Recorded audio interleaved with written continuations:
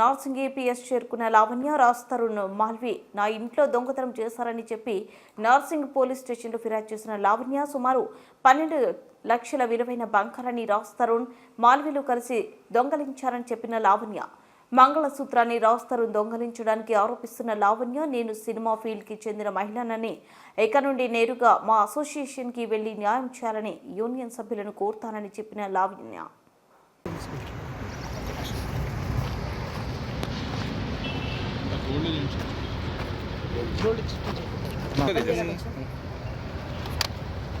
ఎంత గట్టిగా వచ్చారు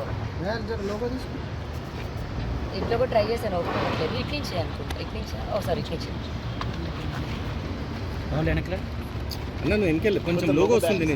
సరే ఇప్పుడు ఈ బిల్స్ మళ్ళీ వాళ్ళు జాగ్రత్త పడుతుంటారేమో నేను కంప్లైంట్ ఒకసారి అయిన తర్వాత చూపిస్తే బెస్ట్ ఏమో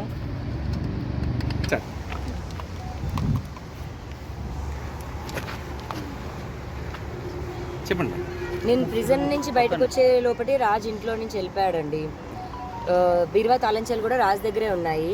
సో నిన్న నేను ముంబై వెళ్ళినప్పుడు రాజ్ తరుణ్ దగ్గర తాళంచేలు తీసుకొని వచ్చి బీరువా ఓపెన్ చేసి చూస్తే నాకు గోల్డ్ లేదు.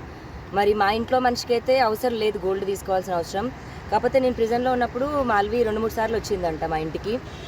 ఇంకా మాల్వి తీసిందనే ఉద్దేశందే ఉంది. మరి అది రాజ్ తరుణ్ ప్రమేయం ఉండి జరిగిందా రాజ్ తరుణ్కి తెలియకుండా జరిగిందా అన్నది మరి ఇప్పుడు పోలీసులు చెప్పాలి. నేనైతే కంప్లైంట్ ఇవ్వడానికి వచ్చాను. అంటే మేడం కీస్ లాక్ చేసి వెళ్ళారా మీరు? ఏమైంది మేడం? కీస్ లాక్ చేసే వెళ్ళానండి. అవి రాజ్ తరుణ్ దగ్గర ఉన్నాయి. ఇప్పుడు ఎంత గోల్డ్ పోయింది అనుకుంటారు మేడం? ఒక 10-12 lakhs గోల్డ్ అండి. నా మంగళసూత్రం అదే పుస్తల తాడు కూడా ఉంది అందులో.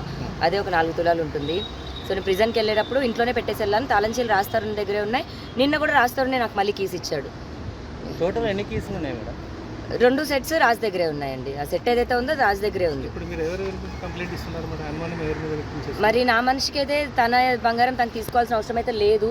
మరి ఇప్పుడు ఆ క్రిమినల్తో ఆవిడతో ఉన్నాక మరి కలిసి చేశారా లేకపోతే ఆవిడ ఒక్కతే చేసిందో తెలియదు. ఆవిడైతే వచ్చి ఒక 3-4 రోజులు ఉందండి ఇంట్లో.